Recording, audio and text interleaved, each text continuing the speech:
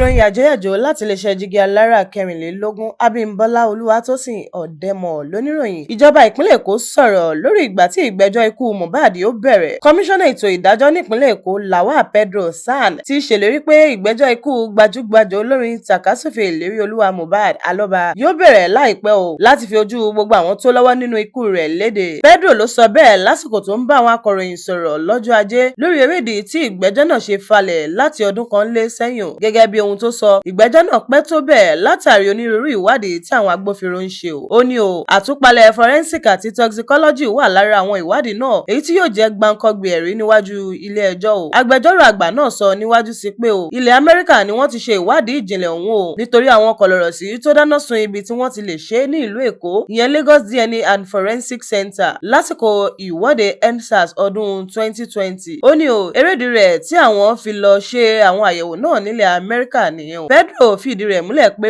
èsì àwọn àyẹ̀wò náà ti dé sílùú Èkó báyìí láti ilẹ̀ Amẹ́ríkà fún ìgbẹ́jọ́. Ó wá sọ síwájú sí pé àwọn mọ̀lẹ́bí olóògbé ló ń dá ìgbẹ́jọ́ ọ̀hún dúró látàrí pé wọ́n ní àwọn fẹ́ ṣe àyẹ̀wò òkú rẹ̀ fúnra wọn o. Ó ní àwọn mọ̀lẹ́bí Mohbad ló ń dá wa dúró báyìí lẹ́yìn tí wọ́n ní àwọn yóò ṣe àyẹ̀wò tiwọn. Síbẹ̀síbẹ̀ ìgbẹ́jọ́ náà yóò bẹ̀rẹ̀ láìpẹ́, ìdájọ́ òdodo yóò sì wáyé. Tó kí ń dùn kó pọ̀. A ní jù báyìí lọ ní abala ìròyìn Yajoyajo láti iléeṣẹ́ jígí alára kẹrìnlélógún Abímbọ́lá Olúwatósìn Ọ̀dẹ́mọ̀ lóníròyìn. Ẹ má gbàgbé láti bá wa subscribe sí ìkànnì yìí o. Títí di ìgbà mìíràn tá ò fi re àtayọ̀ pàdé. Èmi ròyìn láti ẹ̀ka ìpínlẹ̀ Èkó ti jígí alára. Ire o, ire lójú owó ń rí.